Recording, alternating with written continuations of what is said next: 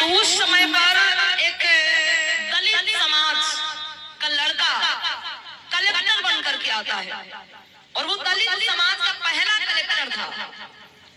तो बाबा साहब अम्बेडकर को बहुत खुशी हुई, बहुत प्रसन्नता हुई उस लड़के के बारे में जानकर सुनकर। बाबा साहब अम्बेडकर ने संदेशा भेजा कि हम उस लड़के से मिलना चाहते हैं। उस समय पर बाबा साहब अम्बेडकर अपने दिल्ली वाले घर पर थे। तो भाई बाबा साहब की ऑफिस की तरफ से उस लड़की के पास संदेशा पहुंचा था कि बाबा साहब अम्बेडकर आपसे मिलना चाहते हैं। दूसरे दिन वो लड़का बाबा साहब अम्बेडकर के घर पर पहुंचा। सुबह का समय है, बाबा साहब अम्बेडकर अखबार पढ़ रहे थे बैठ करके, और वो लड़का जब ये संदेशा पाता है कि बाबा साहब भीमराव अम्बेडकर मुझसे मिलना चाहते हैं, जो कि बाबा साहब उस समय पर कानून मंत्री थे, तो वो लड़का क्या सोचता है अपने मन में कि मैं एक कलेक्टर हूँ और वो दलित समाज का पहला कलेक्टर था। तो उसे लगा कि बाबा साहब अम्बेडकर ने अगर मुझे बुलाया है तो जरूर इनको मुझसे कुछ चंदा वंदा चाहिए होगा, मुझसे कुछ चंदा चाहिए होगा, इसलिए बाबा साहब ने मुझे अपने पास बुलाया। वो लड़का अपने मन में विचार लिए पहुंचा बाबा साहब के पास। बाबा साहब बैठे ऐसे अखबार पढ़ रहे थे और वो जाकर के सामने खड़ा हो गया। तो प्रणाम किया, नमस्ते किया, और बाबा साहब ऐसे अखबार हटाते हैं, बोले बेटा आप इस दलित समाज के पहले कलेक्टर हो, मुझे बहुत खुशी हुई, बहुत गर्व है मुझे आप पर। ऐसे ही हमारे समाज के हर लोगों की सोच होनी चाहिए कि वो आगे बढ़े।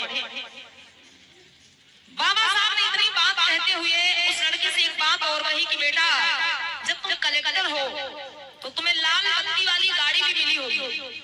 उसने कहा जरूर, बिल्कुल। तो बाबा साहब ने कहा ठीक है बेटा, देखो मेरा आपसे ये कहना है, मेरा आपसे ये कहना है बेटा कि आप जिस बस्ती में जन्म लिए हो, माताएं बहनें बड़ी ध्यान से सुनना, बाबा साहब की क्या सोच थी इस समाज के प्रति, लेकिन आज इस समाज की क्या सोच है बाबा साहब के प्रति।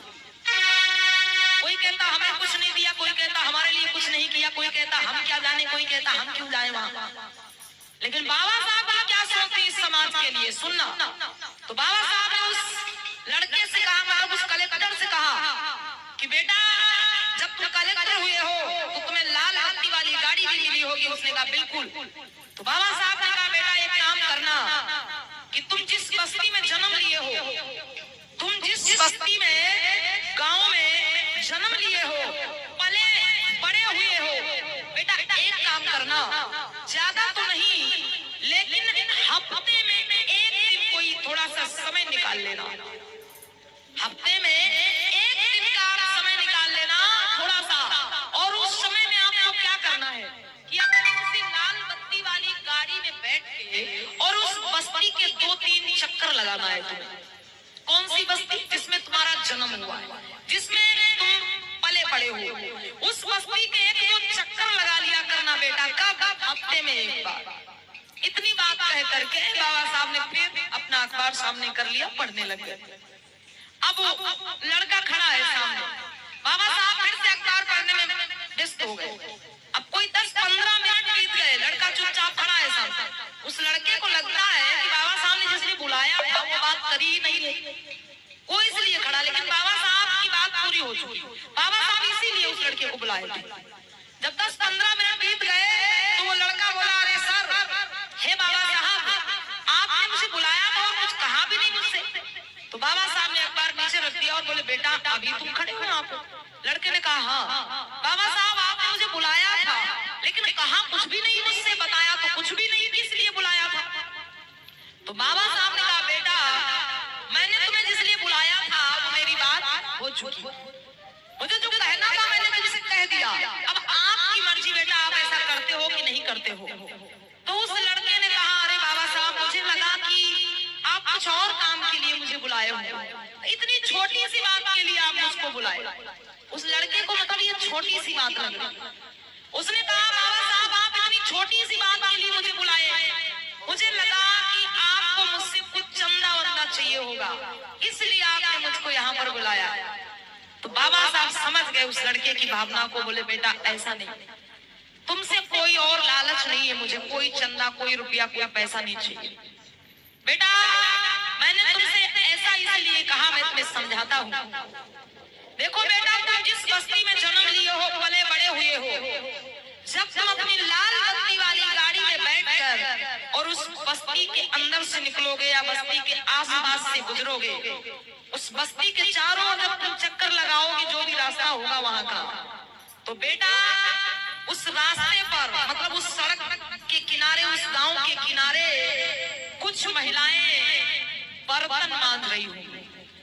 उस रास्ते के किनारे, उस गांव के किनारे कुछ महिलाएं कपड़ा धो रही होंगी, कुछ महिलाएं गोबर उठा रही होंगी, कुछ महिलाएं झाड़ू लगा रही होंगी, अरे कुछ महिलाएं कंडे उपले बना रही होंगी। बेटा जब तुम्हारी लाल बत्ती वाली गाड़ी वहां से निकलेगी, जब तुम उस गाड़ी में बैठ करके निकलोगे, तो जो महिलाएं बर्तन मान रही होंगी, कपड़ा धो रही होंगी, गोबर उठा रही होंगी, झाड़ू लगा रही होंगी, कंडे उपले बना रही होंगी, अरे वो महिलाएं जब तुम्हें देखेंगी तो उनके मन में ये विचार आया कि ये वही लड़का है जो हमारी ही बस्ती में जन्मा, पला बड़ा हुआ, और जब ये लड़का इस छोटी सी बस्ती से निकलकर यहाँ तक पहुँच सकता। ध्यान से सुनना आप, बाबा साहब ने क्या कहा, वो महिलाएं जब तुम्हें लाल बत्ती वाली गाड़ी में बैठा देखेंगी तो उनके मन में जरूर ये विचार आएगा कि जब ये महिलाएं सोचेंगी कि जब ये लड़का इस बस्ती से निकलकर और यहाँ तक पहुँच सकता है, तो उस समय पर